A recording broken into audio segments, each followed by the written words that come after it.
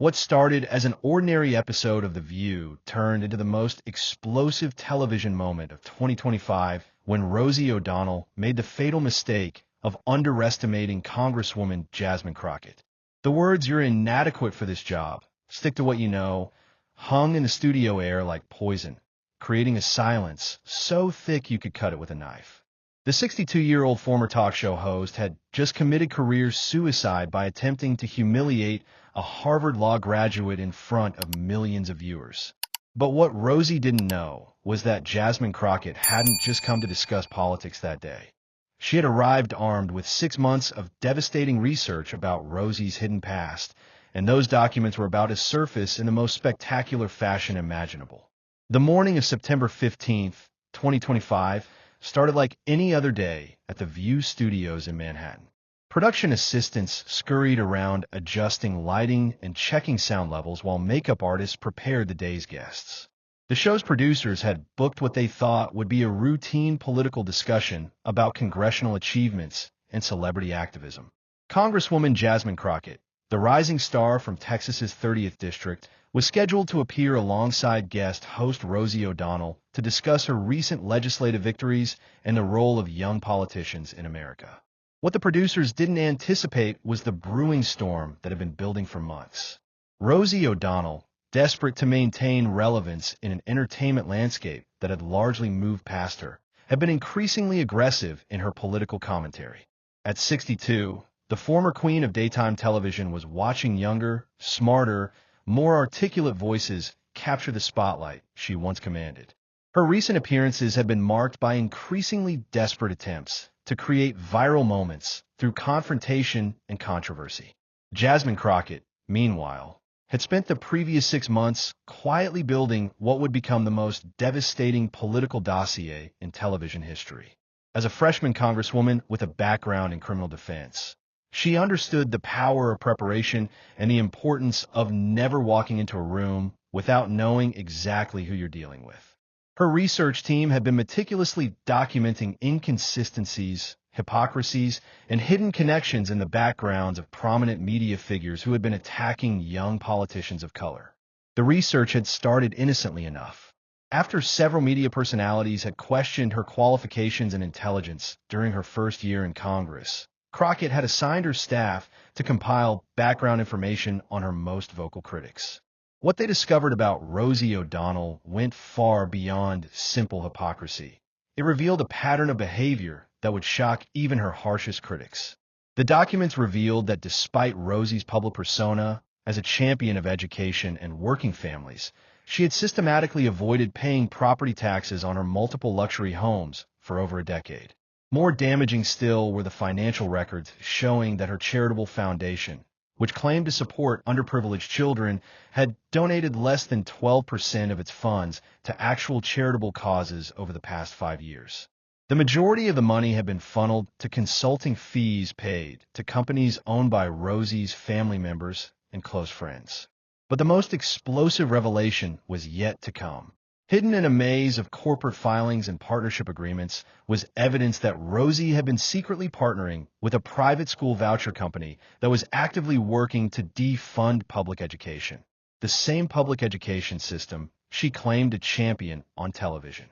The hypocrisy was staggering, and Jasmine knew that if Rosie decided to attack her credentials or intelligence, she would have the ammunition to end the conversation permanently. As the two women sat in their respective makeup chairs that morning, the contrast couldn't have been more stark. Rosie was loud, demanding multiple touch-ups and complaining about the lighting, the temperature, and the positioning of her chair. She was clearly agitated, checking her phone constantly and muttering about how she was going to set the record straight about these freshman politicians who think they know everything. Jasmine, by contrast, was calm and composed.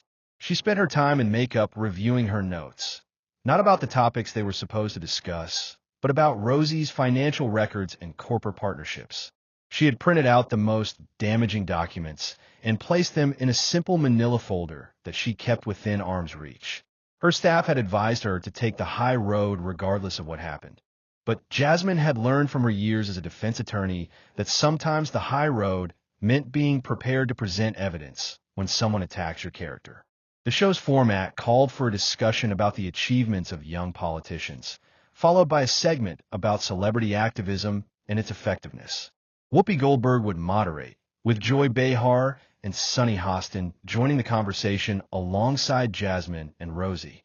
The producers had specifically requested that the discussion remain civil and focus on policy rather than personal attacks. Rosie had other plans. From the moment the cameras started rolling, it was clear that she had come to the studio with an agenda. During the show's opening segment, while Whoopi was introducing the day's topics, Rosie kept interrupting with pointed comments about inexperienced politicians and the difference between social media popularity and actual qualifications. The other hosts exchanged worried glances as they recognized the signs of an impending confrontation. When Whoopi finally introduced Jasmine and began discussing her legislative achievements, Rosie's behavior became increasingly aggressive.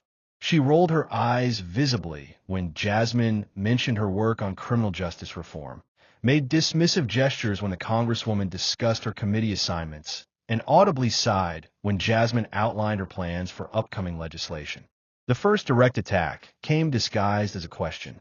"Jasmine," Rosie said, her voice dripping with condescension, "I'm curious about something. You've been in Congress for less than 2 years, and yet you're being treated like some kind of expert on everything from criminal justice to economic policy. Don't you think there's a difference between having opinions and actually having the experience to back them up?" The studio audience stirred uncomfortably. This wasn't the respectful political discussion they had been expecting. Jasmine maintained her composure, responding with facts about her background as a public defender, her law degree from Harvard, and her specific qualification for the committees she served on. Her response was measured, professional, and backed by concrete examples of her work. But Rosie wasn't satisfied. She had tasted blood and wanted more. "That's all very impressive on paper," Rosie continued, her voice getting louder and more aggressive. "But let's be honest here. You're basically a social media politician, aren't you? You go viral for asking questions in hearings, but what have you actually accomplished? What bills have you passed? What real change have you made in people's lives?" The attack was clearly calculated to undermine Jasmine's credibility and make her appear defensive. It was the kind of gotcha question that had worked for Rosie in the past when dealing with less prepared guests. But Jasmine had dealt with hostile cross-examinations from some of the best prosecutors in Texas, and she recognized the tactic immediately. Instead of getting defensive, Jasmine calmly outlined her legislative achievements: 3 bills that had passed committee, 2 that had been signed into law, and her role in securing funding for infrastructure projects in her district. She provided specific dollar amounts, dates, and examples of how her work had directly benefited her constituents. Her response was so thorough and well documented that even Rosie's supporters in the studio audience began nodding in appreciation. But Rosie was just getting started. Sensing that her factual attacks weren't working, she decided to go personal. "Look, Jasmine," she said, leaning forward in her chair with a predatory smile, "I'm sure you mean well, but let's talk about what's really happening here. You're young, you're attractive, you have a social media following, and the Democratic Party is using you as a poster child. But when it comes to the actual work of governing, when it comes to understanding the complexity of these issues we're discussing, I'm not sure you're qualified. Maybe you should stick to what you know, whatever that is, and leave the serious policy discussions to people who have actually been doing this work for decades." The words hung in the air like a toxic cloud. The studio fell completely silent. Whoopi Goldberg's mouth fell open in shock. Joy Behar looked like she had been slapped. Sunny Hostin was frantically scribbling notes, knowing she was witnessing television history. Even the camera operators seemed to freeze, unsure of how to frame what was happening. But the most dramatic reaction came from the studio audience. What had started as polite applause and occasional murmurs had transformed into a collective gasp of disbelief. Several audience members actually stood up, not in applause, but in shock at what they had just witnessed. Others began reaching for their phones, knowing they were watching something that would be talked about for years to come. Jasmine Crockett sat perfectly still for what felt like an eternity, but was probably only 3 or 4 seconds. Her expression didn't change. She didn't flinch, didn't look angry, didn't appear hurt or defensive. Instead, she looked almost amused, like someone who had just watched their opponent walk directly into a trap they had spent months preparing. Slowly, deliberately, Jasmine reached down and picked up the manila folder that had been sitting beside her chair. She opened it carefully, as if she were unwrapping a precious gift, and removed a small stack of documents. The papers rustled slightly in the studio silence, the sound amplified by the sensitive microphones positioned around the set. "That's interesting, Rosie," Jasmine said, her voice calm and measured, "because you just questioned my qualifications and suggested I stick to what I know. So let me tell you what I know." She held up the first document, a financial statement that was clearly visible to the cameras even though the specific details couldn't be read by viewers at home. "I know that despite your public support for education funding, you've been secretly partnering with Meridian Education Solutions, a private company that lobbies against public school funding. I have the partnership agreements right here, dated from 2019 to present day." Rosie's face went white. The confident smirk that had been plastered across her features just moments before vanished completely, replaced by a look of pure panic. She opened her mouth to speak, but no words came out. Jasmine wasn't finished. "I also know," she continued, holding up a second document, "that your charitable foundation, which you've promoted on television as supporting underprivileged children, has donated less than 12% of its funds to actual charitable causes over the past 5 years. The rest, and I have the tax filings right here, went to consulting fees paid to companies owned by your brother Michael, your cousin Patricia, and your longtime personal assistant Jennifer Richardson." The studio was so quiet you could hear the air conditioning humming. Rosie looked like she was going to be sick.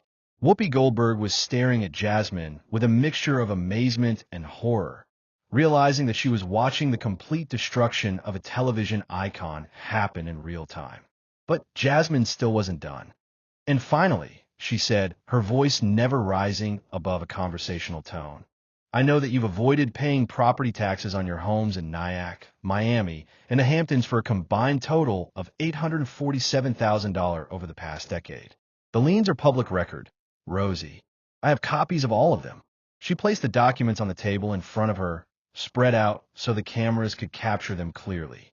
Each page was marked with official seals and stamps, making it clear that these weren't fabricated accusations, but documented facts. The silence stretched on for what felt like hours, but was probably only 10 or 15 seconds.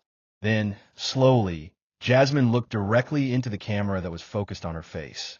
"So to answer your question about what I know," she said, her voice steady and clear, "I know how to research. I know how to prepare. I know how to fact-check. And I know that when someone questions my qualifications, they better make sure their own house is in order first." She turned back to Rosie, who was now visibly shaking. "Would you like to continue questioning my competence, or would you prefer to discuss why you think it's appropriate to attack public education while secretly profiting from its destruction?" The explosion that followed was unlike anything in television history. The studio audience erupted into the most sustained applause in The View's history, with people jumping to their feet and cheering. The sound was so loud that the show's audio engineers had to quickly adjust their levels to prevent feedback through the speakers. Whoopi Goldberg, a veteran of decades in entertainment who had seen every kind of dramatic moment television could produce, later said that she had never witnessed anything like what happened next.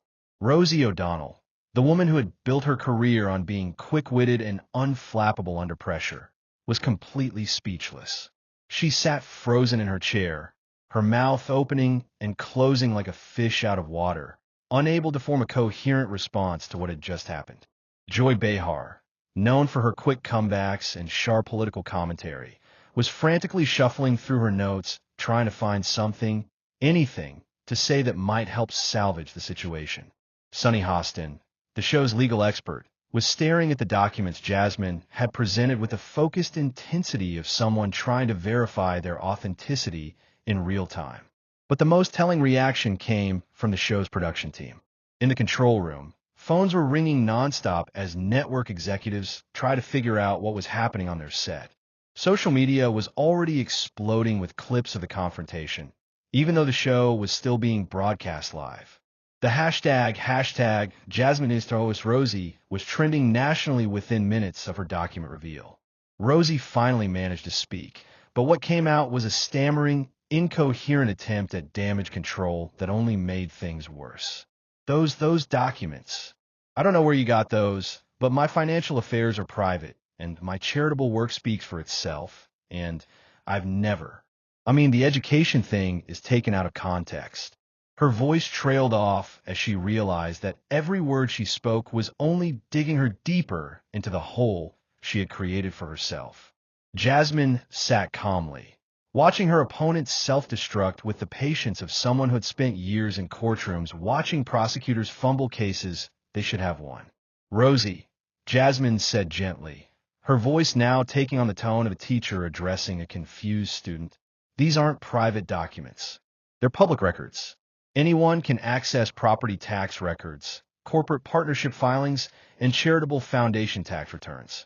The only reason most people don't know about them is because most people don't have a reason to look. She paused, letting that sink in. But when someone questions my intelligence and suggests I'm not qualified to do my job, well, that gives me a reason to look. And what I found was a pattern of behavior that I think the public should know about. The camera operators, following their training, kept the shots wide enough to capture both women's reactions. The contrast was striking. Jasmine appeared calm, composed, and completely in control, while Rosie looked like she was having a panic attack. Her hands were shaking, her face was flushed, and she kept looking around the studio as if searching for an escape route. Whoopi Goldberg finally found her voice and attempted to restore some order to the chaos. "Well," she said, her voice carefully neutral, "this has certainly taken an unexpected turn. Rosie, would you like to respond to the specific allegations that have been raised?" It was a lifeline, an opportunity for Rosie to either explain the documents or at least present her side of the story. Instead, she made the worst possible choice. She doubled down on her original attack. "This is exactly what I was talking about," she said, her voice rising to nearly a shout. "This is character assassination. This is what happens when inexperienced politicians can't defend their records, so they resort to personal attacks and invasion of privacy." The irony was so thick you could cut it with a knife. The woman who had just spent 10 minutes attacking Jasmine's qualifications and intelligence was now claiming to be the victim of character assassination. The studio audience wasn't buying it. Several people actually laughed out loud at the hypocrisy. Jasmine's response was devastating in its simplicity.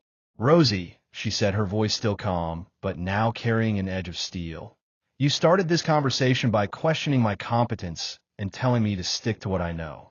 I've shown you what I know. If you consider documented facts about your public business dealings to be character assassination, that says more about your character than it does about my research methods." She picked up one of the documents and held it up so the cameras could see it clearly. "These aren't opinions, Rosie. These aren't rumors or gossip or social media posts. These are legal documents filed with government agencies.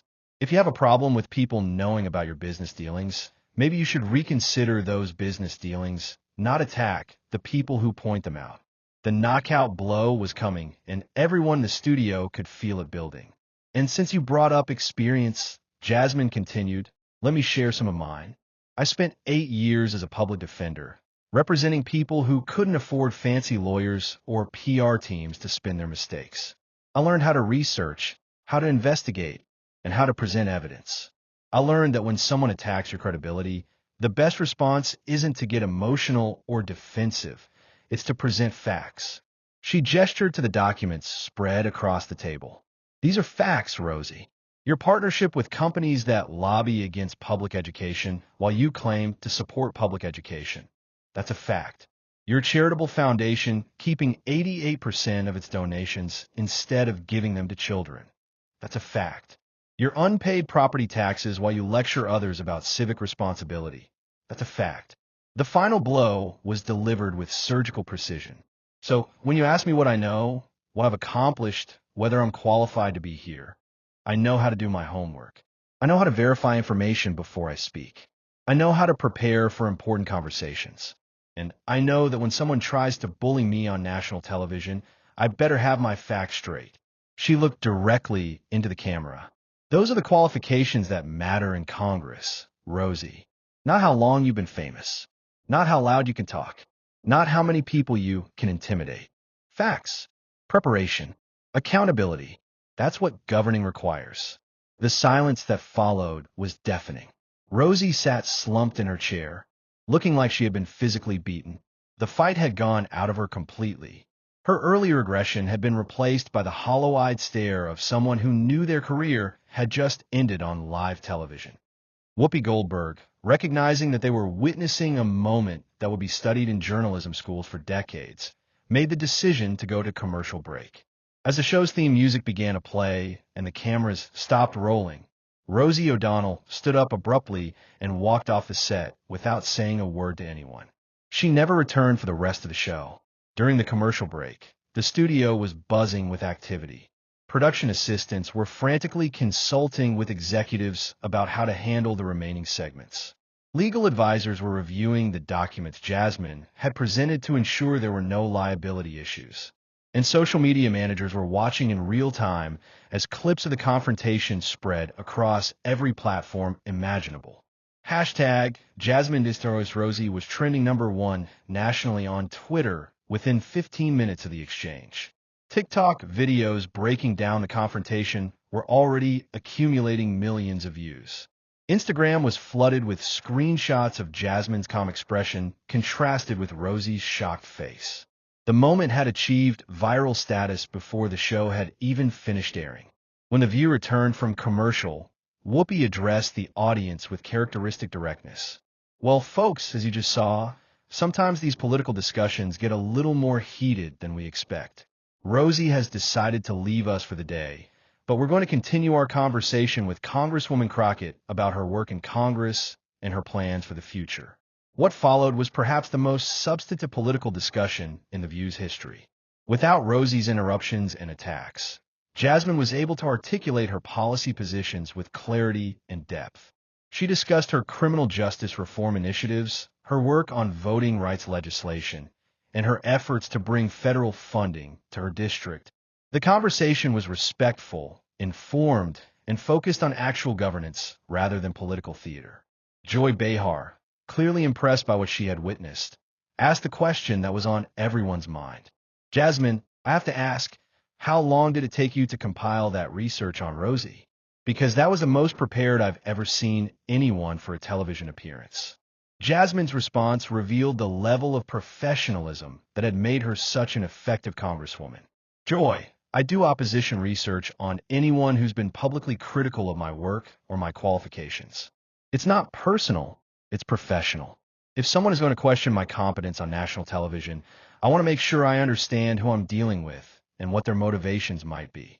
She paused, choosing her words carefully. I learned as a defense attorney that preparation is everything. You never know what the prosecution is going to throw at you, so you better be ready for anything. The same principle applies in politics.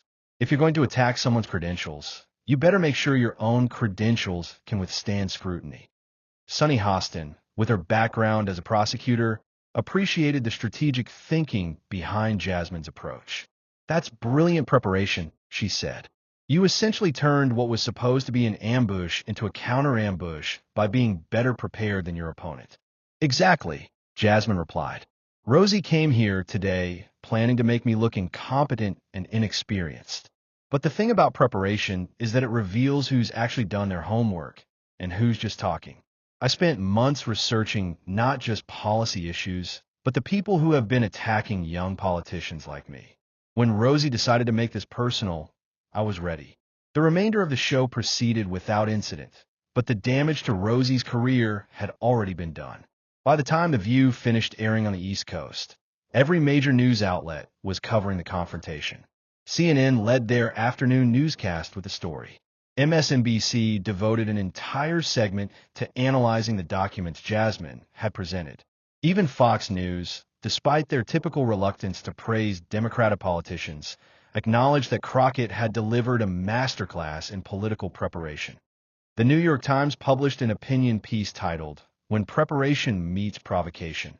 the Crockett-O'Donnell confrontation, and what it reveals about modern political discourse. The Washington Post ran a front-page story analyzing the public records Jasmine had cited, confirming their accuracy and raising questions about celebrity involvement in political advocacy. But perhaps the most devastating coverage came from the entertainment industry press. Variety published a scathing article titled, "Rosie O'Donnell's Career-Ending Mistake: When Celebrity Ego Meets Political Reality." The piece detailed how Rosie's attack on Jasmine had backfired spectacularly, noting that several planned television appearances had already been quietly canceled. The Hollywood Reporter went even further, publishing an investigative piece that expanded on Jasmine's research. Their reporters had spent the afternoon confirming the financial documents and had discovered additional questionable practices involving Rosie's business dealings. The article painted a picture of someone who had built a public persona as a champion of working families, while privately engaging in exactly the kind of financial maneuvering she publicly condemned. The immediate reactions from other celebrities were swift and brutal. Many of Rosie's former allies in Hollywood distanced themselves from her within hours of the show airing. A prominent Democratic fundraiser who had previously featured Rosie as a guest at events announced that she would no longer be invited to future functions. Several charitable organizations quietly removed Rosie from their boards of directors. More telling were the reactions from political figures. Democratic politicians, who might have been expected to defend a fellow liberal, instead praised Jasmine's handling of the situation. Senator Elizabeth Warren tweeted, "This is what happens when you bring preparation and facts to a fight." At Jasmine Crockett showed today why experience isn't just about time served. It's about doing the work. Even some Republican politicians acknowledged the effectiveness of Jasmine's response. Senator Ted Cruz, despite his frequent disagreements with Democratic policies, tweeted, "Disagree with their politics, but Jasmine Crockett just gave a clinic in how to handle hostile questioning. That's what real preparation looks like." The business world took notice as well. The private education company that Rosie had been secretly partnering with issued a statement within hours announcing that they were reassessing all celebrity partnerships and would be implementing new disclosure requirements for future collaborations. It was corporate speak for "we're cutting ties with Rosie as fast as we can." But the most significant reaction came from the viewing public. The views ratings for that day were the highest in the show's history, driven largely by people sharing clips of the confrontation on social media. YouTube videos analyzing the exchange accumulated millions of views within the first 24 hours. TikTok creators were posting reaction videos, educational content about public records research, and compilations of the most devastating moments from Jasmine's presentation. The hashtag do your homework, inspired by Jasmine's emphasis on preparation and research, began trending as people shared examples of politicians and public figures being caught unprepared for important discussions. The phrase became a rallying cry for more substantive political discourse and better preparation by public figures. Educational institutions also took notice. Harvard Law School, Jasmine's alma mater, issued a statement praising her exemplary demonstration of legal preparation and professional conduct under pressure. Several law schools announced plans to use the confrontation as a case study in their advocacy and litigation courses. Political science departments began analyzing the exchange as an example of how thorough preparation could neutralize hostile questioning and turn defensive situations into offensive opportunities. The confrontation became required viewing in several courses on political communication and crisis management. The impact on Jasmine's own career was immediate and overwhelmingly positive. Her congressional office was flooded with calls from constituents praising her performance. Donation websites crashed under the volume of small-dollar contributions from people who had been impressed by her handling of the situation. Speaking requests poured in from universities, legal organizations, and political groups across the country. Book publishers reached out within hours offering lucrative deals for a memoir or a book about political preparation and advocacy. Television networks extended invitations for regular contributor positions. Magazine publishers wanted feature profiles. The confrontation had transformed her from a rising political star into a national figure overnight. More importantly, for her actual work in Congress, the incident demonstrated to her colleagues that she was someone who could handle pressure and think strategically under fire. Senior Democrats began including her in high-level strategy discussions. Committee chairs sought her input on messaging and communication strategies. She had proven that she could be trusted with high-stakes political situations. The long-term implications for political discourse were equally significant. The confrontation had demonstrated that facts and preparation could be more powerful than volume and aggression. It showed that young politicians didn't have to accept disrespectful treatment from established figures simply because of their age or experience level. Media outlets began implementing new standards for political discussions, requiring guests to provide sources for their claims and fact-checking controversial statements in real time. The era of allowing celebrities to make unchallenged political statements simply because of their fame was coming to an end. Political campaigns across the country began hiring researchers specifically to compile opposition research, not just on their electoral opponents, but on media figures and other public personalities who might attack their candidates. The Crockett model of preparation became a standard part of political communication training. For Rosie O'Donnell, the consequences were swift and severe. Within a week of the confrontation, 3 scheduled television appearances had been canceled. A planned book tour was postponed indefinitely. Her talent agency announced that they would not be renewing her representation contract. The charitable foundation at the center of Jasmine's accusations came under investigation by both state and federal agencies. Tax authorities began reviewing her property holdings and payment histories. The private education company she had been secretly partnering with terminated their relationship and demanded the return of all partnership payments. Perhaps most damagingly, her reputation as a quick-witted entertainer capable of handling any situation had been completely destroyed. The woman who had built her career on being unflappable had been reduced to stammering incoherence by a freshman congresswoman with a manila folder full of public records. Entertainment industry insiders began referring to the incident as getting Crockett, a term describing what happened when inadequate preparation met superior research and strategic thinking. The phrase entered the popular lexicon as a warning about the dangers of attacking someone without doing your homework first. 3 months after the confrontation, Rosie O'Donnell announced that she was taking a break from public appearances to focus on personal matters and charitable work. Industry observers understood this to be a polite way of saying that her career in political commentary was over. The investigation into her charitable foundation revealed that the financial irregularities were even more extensive than Jasmine's original research had suggested. Over a 7-year period, less than 8% of donated funds had actually reached the children the foundation claimed to serve. The remainder had been funneled through a complex web of consulting agreements and administrative fees to companies owned by Rosie's family members and associates. The property tax situation was equally damaging. Records revealed that she owed over $1.2 million in unpaid taxes across her multiple properties, some dating back more than 15 years. The revelations were particularly damaging because they came from someone who had frequently appeared on television lecturing others about civic responsibility and paying their fair share. The private education partnership was perhaps the most hypocritical aspect of the entire scandal. For years, Rosie had been a vocal advocate for public education funding and had criticized school voucher programs as attacks on working families. The discovery that she had been secretly profiting from companies that lobbied against public school funding destroyed her credibility with a progressive base that had supported her.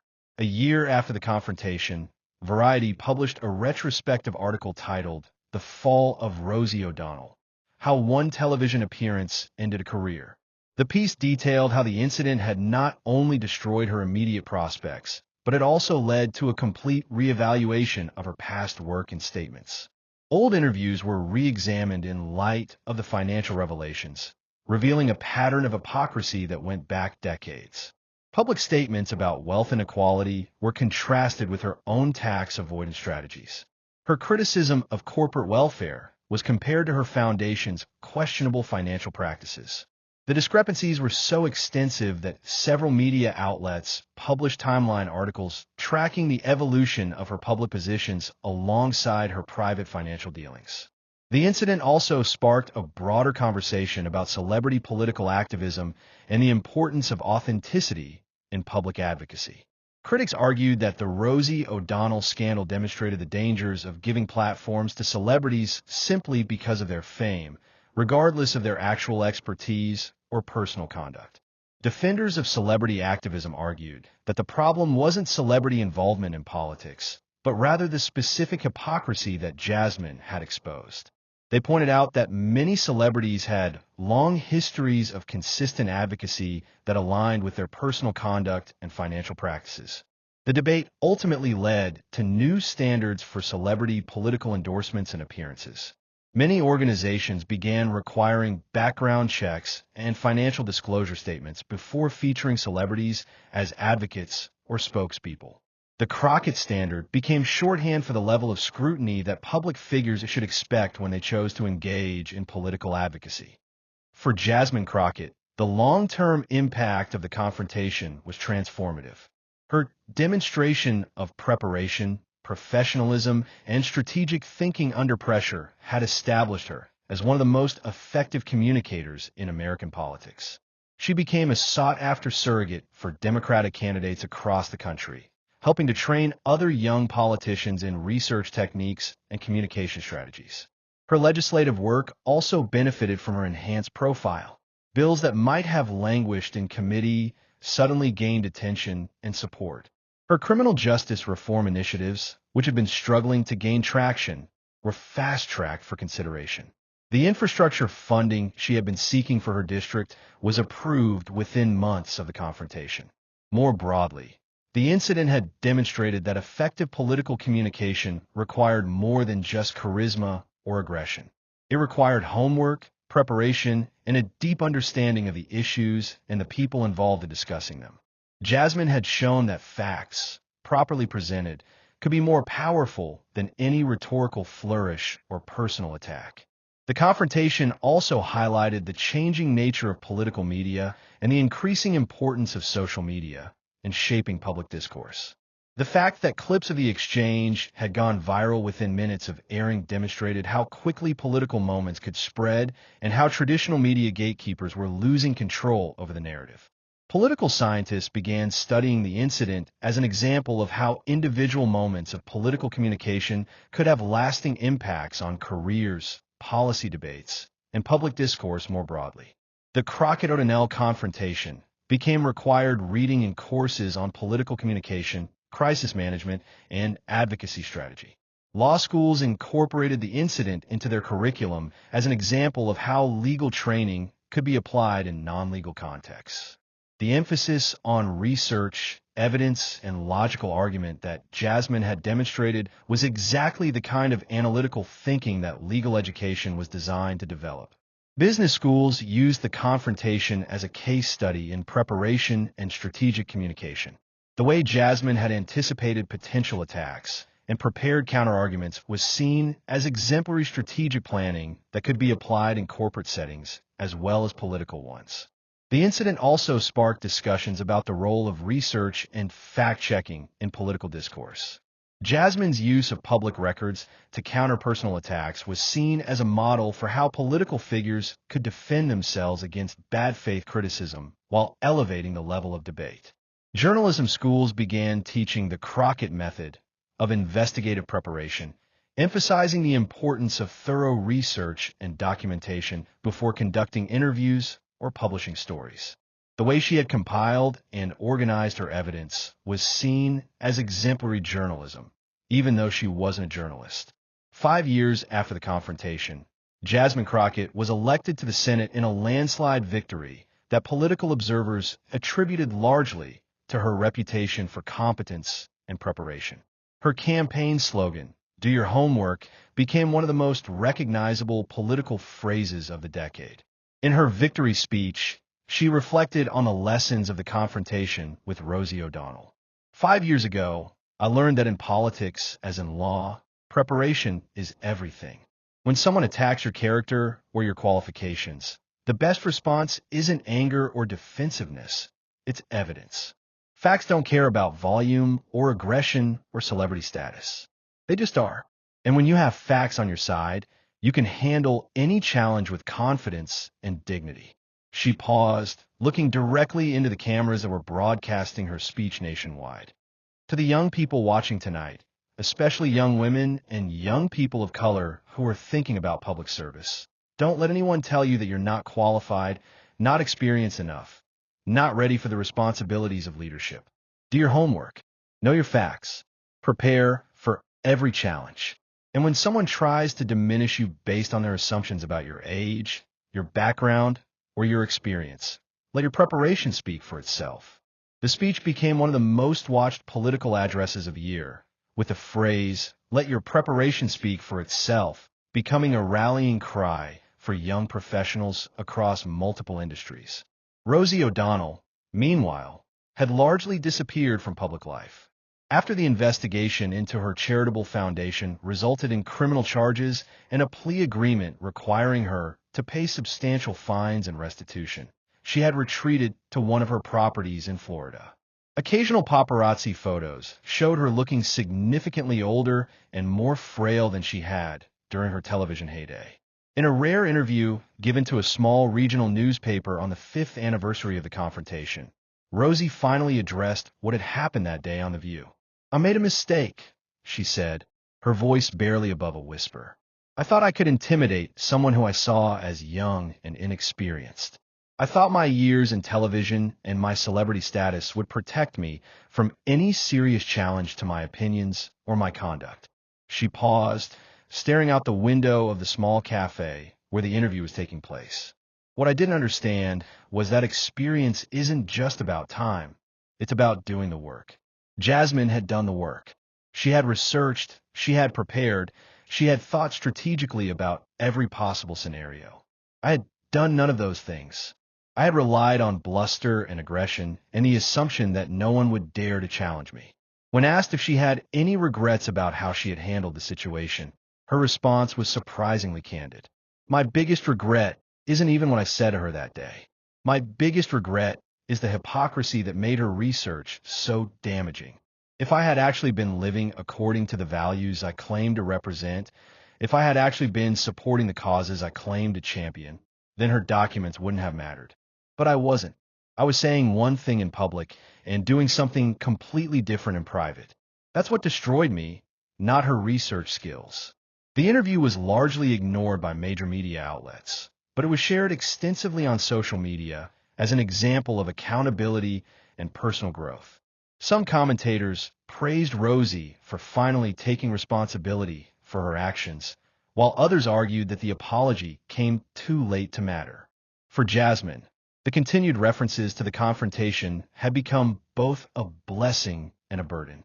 While it had undoubtedly accelerated her political career and established her reputation for competence and preparation, she sometimes felt that the incident overshadowed her actual policy work and legislative achievements.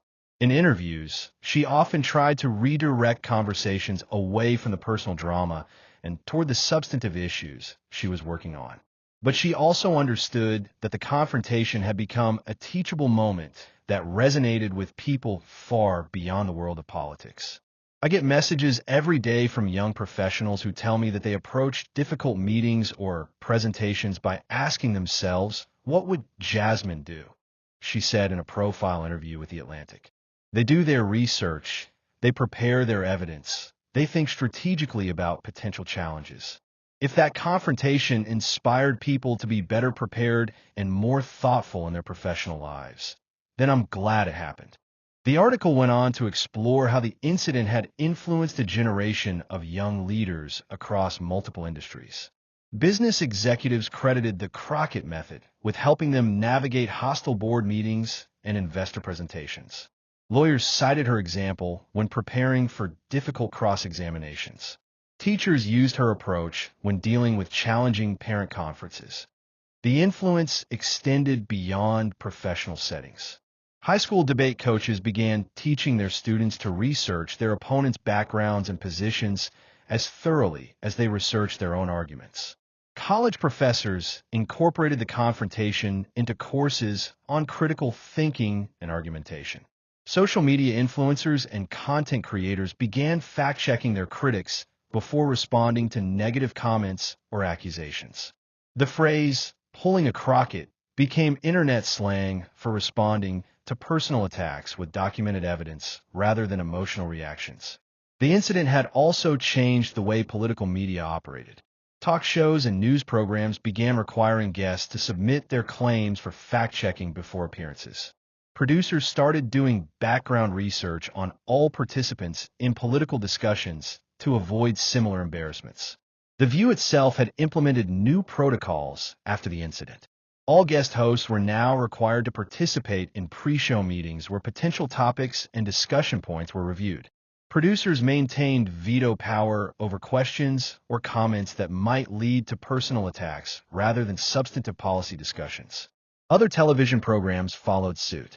Meet the Press began providing real-time fact-checking for all political discussions. CNN implemented new standards for political commentary segments.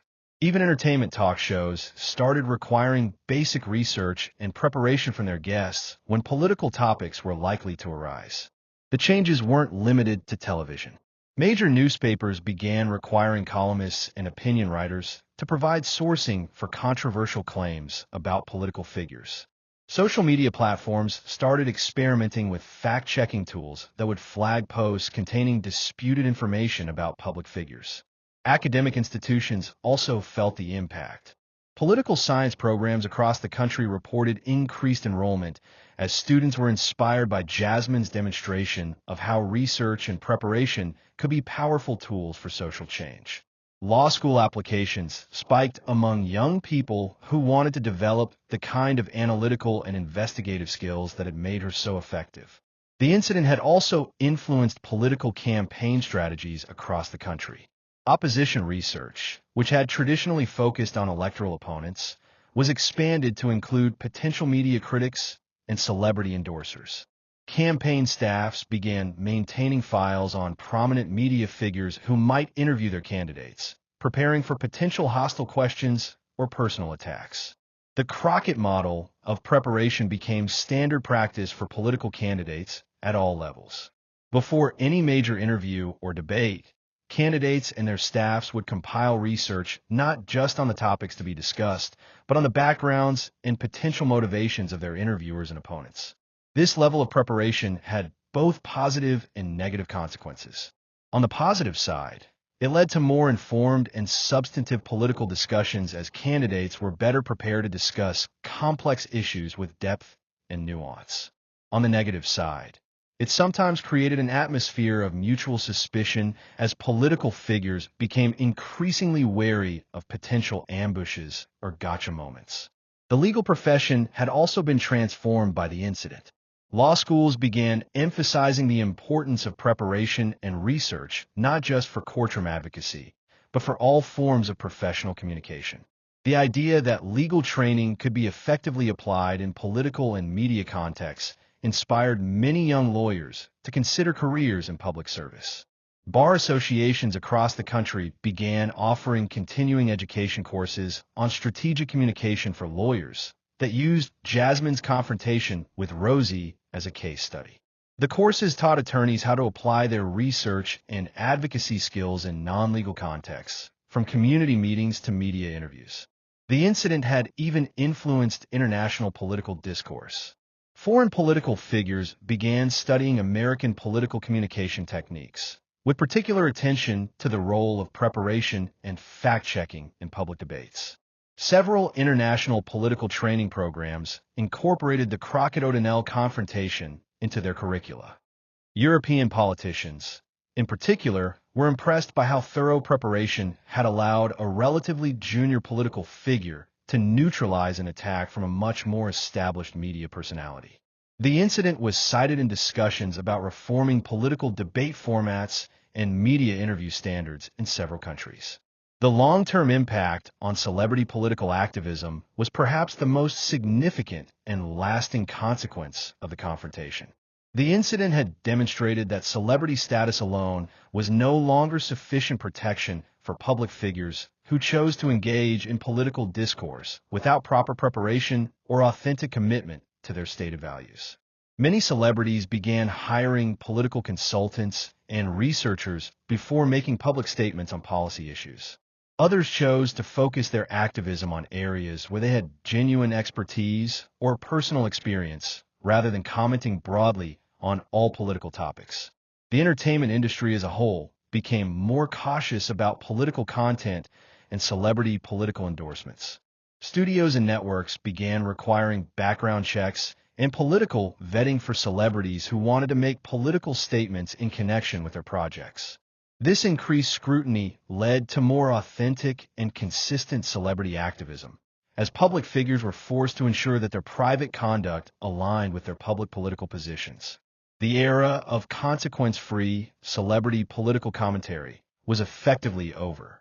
10 years after the confrontation, journalism schools were still using the incident as a case study in the importance of preparation and research. The Crockett Standard had become shorthand for the level of thoroughness expected from professional communicators in any field.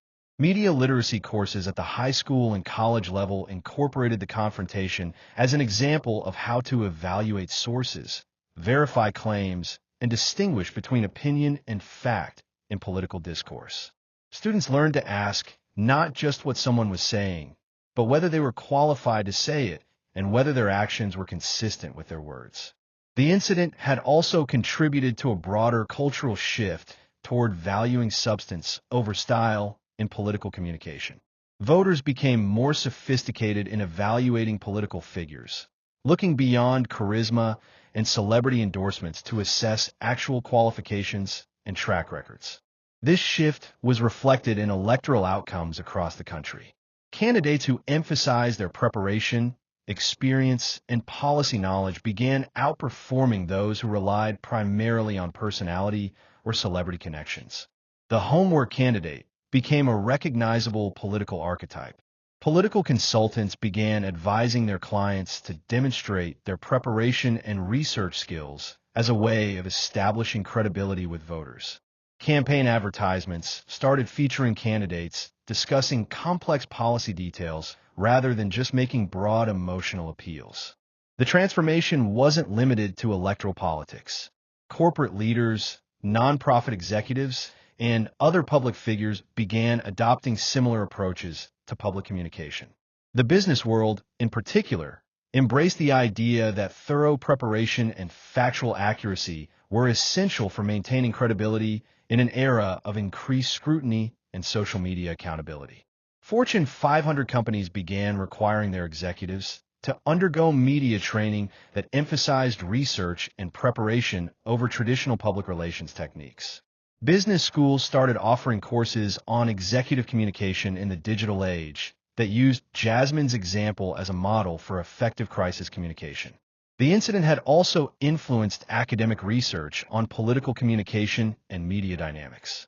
Scholars across multiple disciplines studied the confrontation as an example of how individual moments could reshape broader cultural conversations about expertise, preparation, and accountability.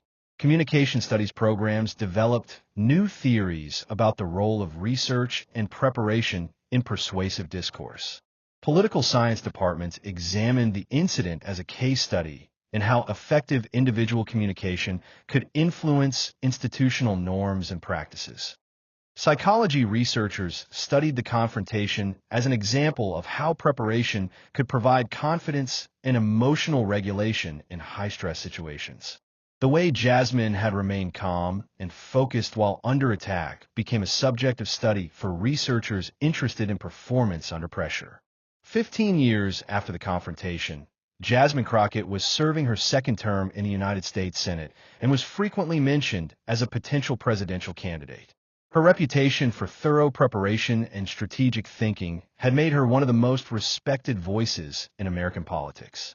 In a retrospective interview marking the anniversary of the incident, she reflected on how that single television appearance had shaped not just her career, but the broader culture of political discourse. When I walked into that studio with those documents, I was just trying to defend myself against an unfair attack. I had no idea that it would become a teachable moment for so many people, or that it would influence how we think about preparation and accountability in public life.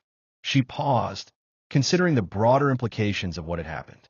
But I think what resonated with people was the idea that facts matter, that preparation matters, that you can't just rely on volume or aggression or celebrity status to win arguments. People were hungry for more substantive political discourse, and somehow that moment provided an example of what that could look like. When asked about Rosie O'Donnell and whether she felt any regret about the consequences her research had created, Jasmine's response was characteristically thoughtful. I don't take any pleasure in what happened to Rosie's career, but I also don't regret defending myself when I was attacked. The information I presented was accurate and relevant to the discussion we were having about qualifications and experience. If someone chooses to build a public persona that contradicts their private conduct, that's a choice they've made. I didn't create that contradiction. I just documented it. She went on to explain how the incident had influenced her approach to political leadership. It taught me that preparation isn't just about being ready for attacks. It's about being ready to lead. When you do your homework, when you understand the issues and the people involved, you can make better decisions and communicate more effectively. That's what governing requires, and that's what the American people deserve from their elected officials. The interview concluded with Jasmine's advice for young people entering public service or any field where they might face public scrutiny. Do your homework. Always. Not just on the issues you're working on, but on the people you're working with and the context you're operating in.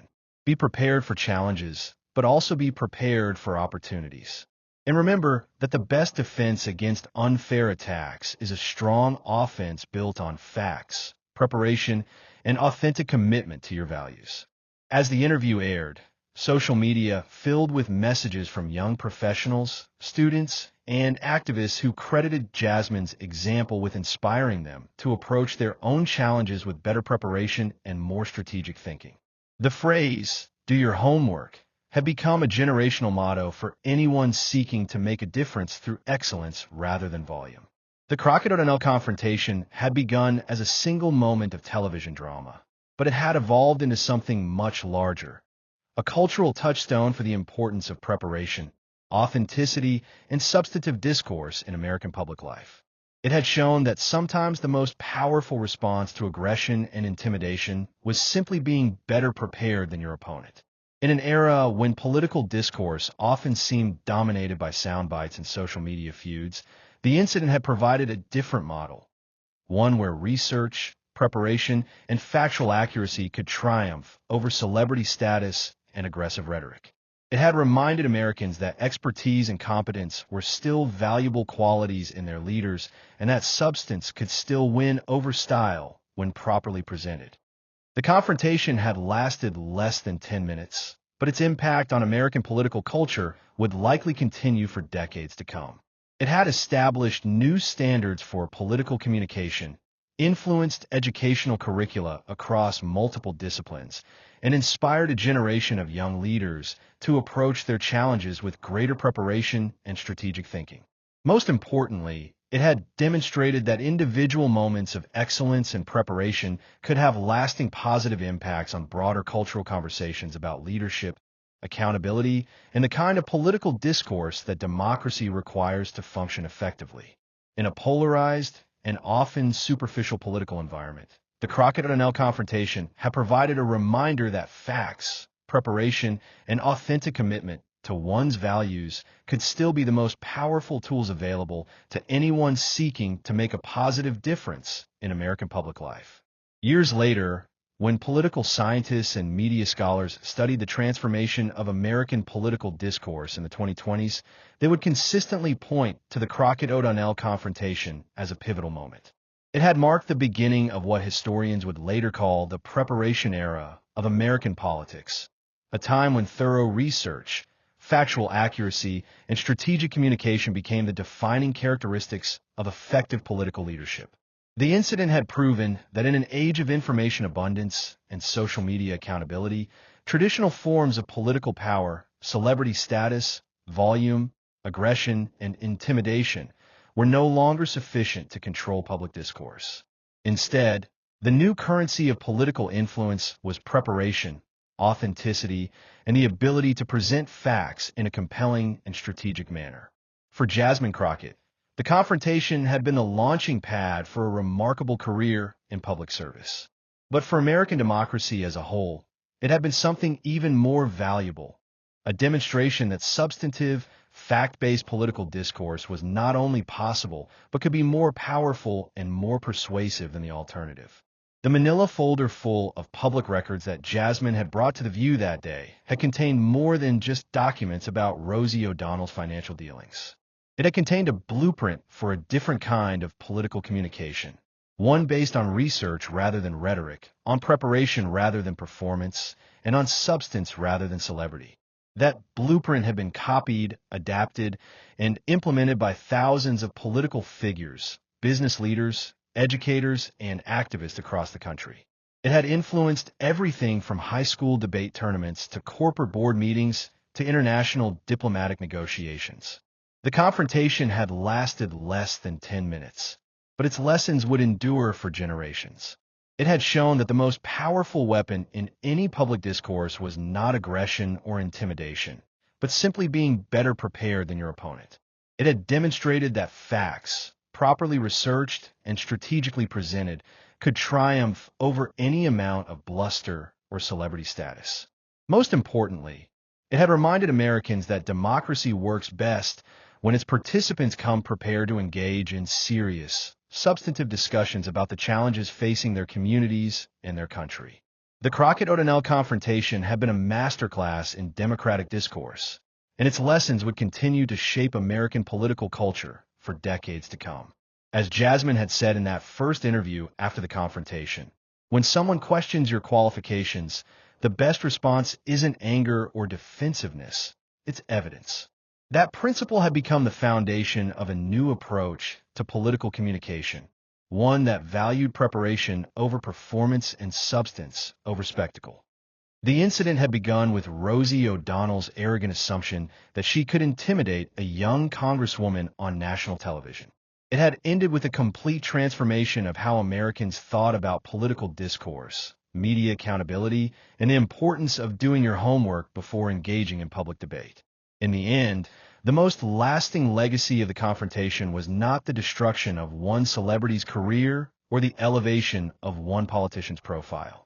It was the establishment of a new standard for public discourse, one that demanded preparation, rewarded authenticity, and valued substance over style. That standard had made American democracy stronger, more informed, and more resilient. It had created a generation of leaders who understood that the real work of democracy happened not in front of cameras or on social media, but in the quiet hours of research, preparation, and strategic thinking that made effective public service possible.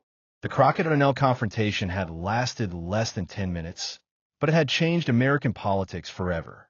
And perhaps most importantly, it had shown that individual moments of excellence and preparation could have profound and lasting impacts on the culture of democracy itself. Years after the incident, when young people asked Jasmine Crockett for advice about entering public service or standing up for their beliefs in hostile environments, her answer was always the same: do your homework, be prepared, know your facts, and remember that the best defense against unfair attacks is simply being better prepared than your opponent. It was advice that had served her well on that September morning when she walked into the View studio with a manila folder full of public records. It was advice that had transformed American political discourse. And it was advice that would continue to guide future generations of leaders who understood that in democracy, as in law, preparation is everything. The confrontation between Jasmine Crockett and Rosie O'Donnell had begun as a clash between two very different approaches to public discourse. It had ended as a decisive victory for preparation over performance, substance over spectacle, and facts over fame. The lessons of that victory would echo through American political culture for generations to come, reminding future leaders that the most powerful weapon in any public debate is simply having done your homework. In the final analysis, the Crockett-O'Donnell confrontation had been more than just a moment of television drama. It had been a watershed moment in American political communication, establishing new standards for public discourse and creating a template for effective democratic participation that would influence American politics for decades to come. It had shown that individual moments of preparation and excellence could reshape entire cultural conversations about leadership, accountability, and the kind of political discourse that democracy requires to thrive. The manila folder that Jasmine had carried into the View studio that day had contained more than just documents about tax records and charitable foundations. It had contained the tools for transforming American political discourse, research, preparation, strategic thinking, and an unwavering commitment to factual accuracy. Those tools had proven more powerful than celebrity status, more effective than aggression, and more persuasive than any amount of rhetorical flourish. The confrontation had lasted less than 10 minutes, but its impact would be measured in decades. It had established a new paradigm for political communication, influenced educational curricula across the country, and inspired a generation of young leaders to approach their challenges with greater preparation and strategic thinking. Most importantly, it had reminded Americans that democracy works best when its participants come prepared to engage in serious, substantive discussions about the issues that matter. The Crockett-O'Donnell confrontation had been a masterclass in democratic discourse, and its lessons would continue to guide American political culture for generations to come. As historians would later write, the incident marked the end of one era of American political communication and the beginning of another. It had shown that the age of consequence-free celebrity political commentary was over, and the age of preparation-based political discourse had begun. The change had been dramatic, swift, and enduring. The confrontation between Jasmine Crockett and Rosie O'Donnell would be remembered not just as a moment of television drama, but as a turning point in American political culture. The moment when preparation triumphed over performance, substance over spectacle, and facts over fame. It was a lesson that would resonate through American democracy for generations to come, reminding future leaders that the most powerful tool in any political arsenal is simply having done your homework.